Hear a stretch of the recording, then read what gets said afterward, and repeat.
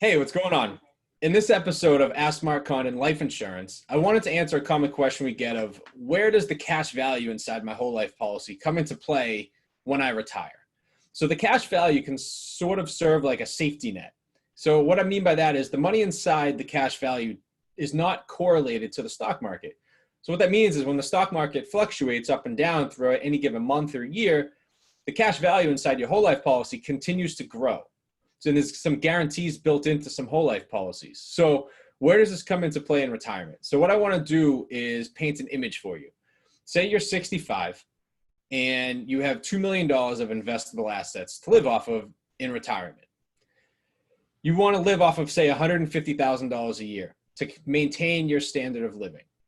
So what you do is, whether the market is up or down, you're going to withdraw $150,000 a year from your investable assets.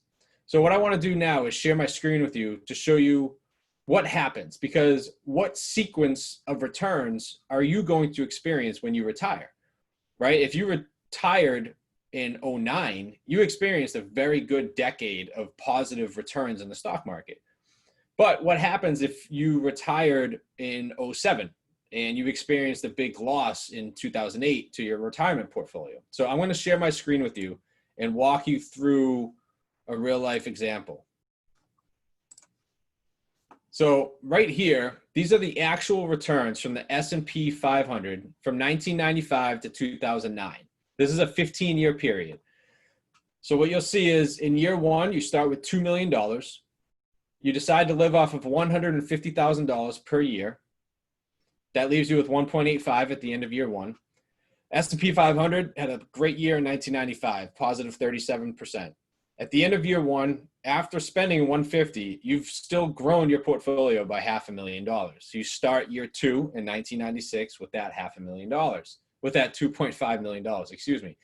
Same 150, 23% return in year two, you're at $2.9 million at the end of year two. So you rifle through the rest of the 15 years. These bold years right here are the 4 negative years. This is the dot-com crash, and this is the crash of '08.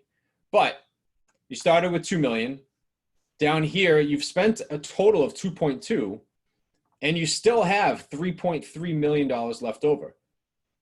Your average annual return is 10.4%. Now, where they get an average is they take these 15 years, add it up, and divide it by 15.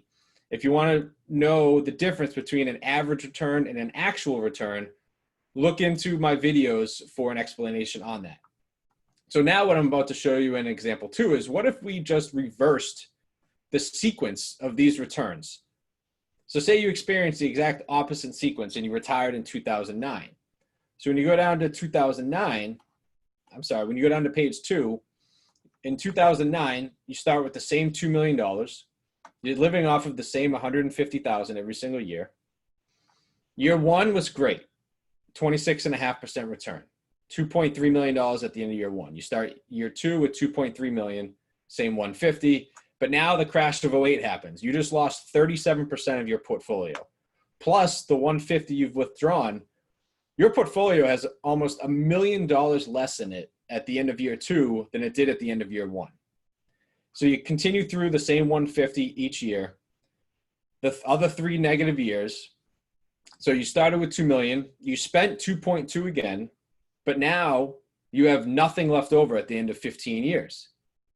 But if you talk to somebody and they say, well, your average return was 10.4%, like that's great. Your average return and your actual return are completely different. You started with 2 million and now you have nothing left over. So where does the cash value come into play? What if in the years you lost money in the market, say the money had a down year, you withdrew your money from something else? Now, remember, the cash value is a non-correlated asset. The cash value does not go down in retirement. So we build up enough cash value, and you can ignore my dog in the back. He's getting very excited about this. So what we did is we take the same negative sequence of returns from 2009 to 1995 again, the same 2 million, the same 150.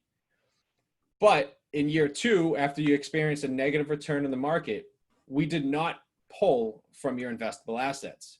This is where a non-correlated bucket of money would come into play. We pull the 150 from something like the cash value.